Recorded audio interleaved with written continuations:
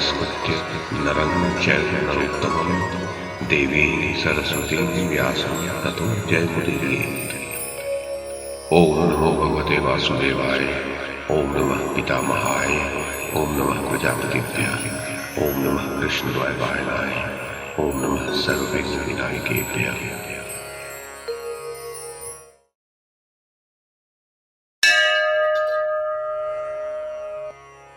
राजा जन्मेजय ने पूछा, मुनिवर, इस प्रकार द्रौपदी के जयद्रथ द्वारा हरे जाने से तो पांडवों को बड़ा भारी कष्ट हुआ था, अतः उन्होंने उसे फिर पाकर क्या किया? वैशंपायन जी बोले, इस प्रकार द्रौपदी के हरे जाने से अत्यंत दुखी होकर राजा युधिष्ठिर काम्यक वन को छोड़कर भाइयों सहित पुनः द्वैत वन में ही आ गए।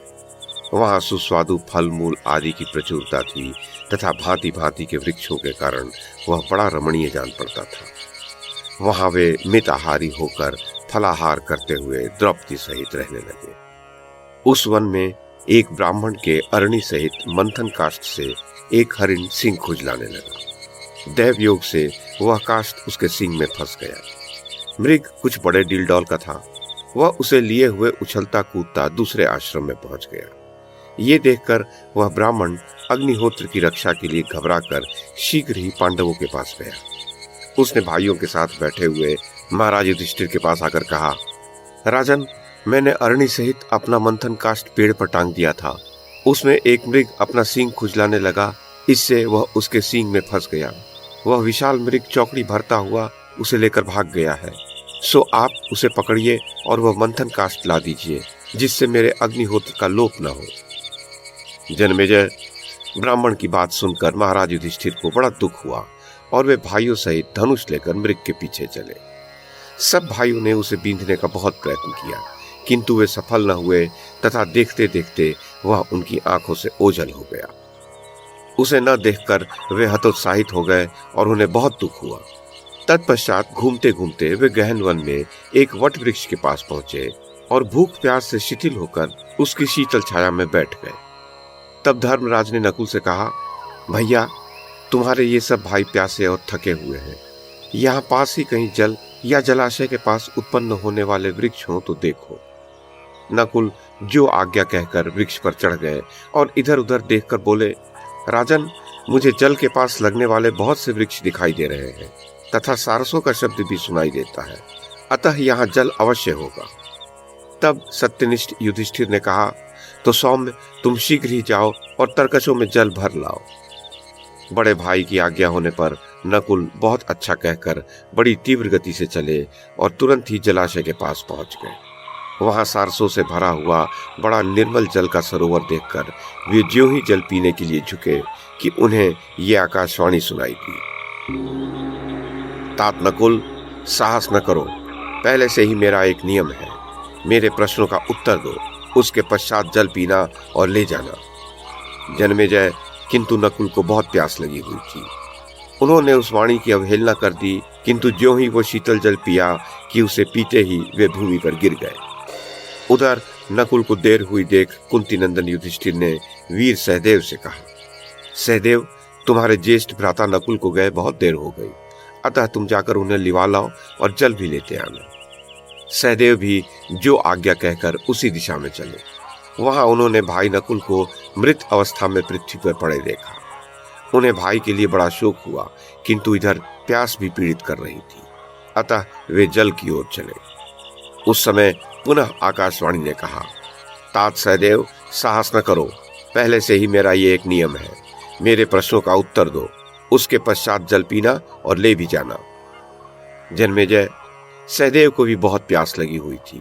उन्होंने भी उस वाणी की अवहेलना की, किंतु ज्यों ही उन्होंने वो शीतल जल पिया कि उसे पीते ही वे भी भूमि पर गिर गए। अब धर्मराज ने अर्जुन से कहा, शत्रुदमन अर्जुन, तुम्हारे भाई नकुल सहदेव गए हुए हैं, तुम उन्हें लिवा लाओ और जल भी लेते आना। भैया, हम सब दुखियों के तुम ही सहारे हो। तब अर्जुन ने धनुष बाण उठाया और खड़ग म्यान से बाहर निकाला।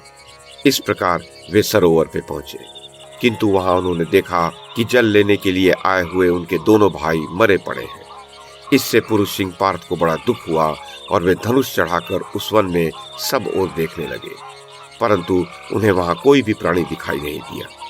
तब प्यास से शिथिल होने के कारण वे जल की ओर चले। उसी समय उन्हें वो आकाशवाणी सुनाई दी, कुंती नंदन, तुम जल की ओर क्यों जाते हो? तुम बलात् ये जल नहीं पी सकोगे। यदि तुम मेरे पूछे हुए प्रश्नों का उत्तर दे दोगे तब जल पी सकोगे और ले भी जा सकोगे। जन्मेजय, इस प्रकार रोके जाने पर अर्जुन ने कहा, जरा प्रकट होकर तो रोको, फिर तो मेरे बाणों से विद्ध होकर ऐसा कहने का साहस ही नहीं कर सकोगे। ऐसा कहकर अर्जुन ने शब्द वेद का कौशल दिखाते हुए सारी दिशाओं को अभिमंत्रित बाणों से व्याप्त कर दिया। तब यक्ष ने कहा, अर्जुन, इस वृथा उद्योग से क्या होना है? तुम मेरे प्रश्नों का उत्तर देकर ही जल पी पाओगे। यदि बिना उत्तर दिए पियोगे तो पीते ही मर जाओगे। यक्ष के ऐसा कहने पर सव्यसाची धनंजय ने उसको अनसुना कर दिया और उसके पश्चात वे जल पीते ही गिर गए। अब कुंती नंदन युधिष्ठिर ने भीमसेन से कहा, भरत नंदन, नकुल, सहदेव और अर्जुन जल लाने के लिए बड़ी देर से गए हुए हैं, अभी तक नहीं लौटे। तुम उन्हें दिवा लाओ और जल भी लेते आना। भीमसेन बहुत अच्छा कहकर उस स्थान पर आए जहां उनके सारे भाई मरे पड़े थे। उन्हें देखकर भीम को बड़ा दुख हुआ।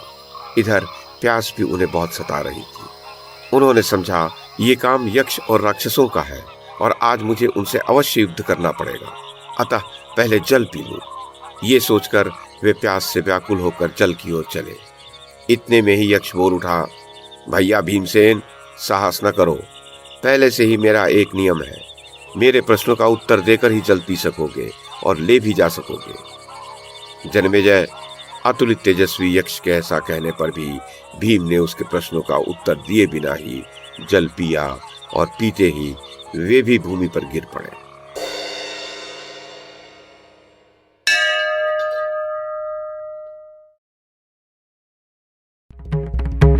YouTube के माध्यम से महाभारत की कथा को एक श्रृंखला के रूप में प्रस्तुत करने का हमारा ये प्रयास यदि आपको सराहनीय लगा हो तो कृपया इस कड़ी को लाइक और शेयर करें, चैनल को सब्सक्राइब करें और बेल आइकन को दबाएं। साथ में अन्य लोगों को भी देखने के लिए प्रेरित करें। धन्यवाद और नमस्कार।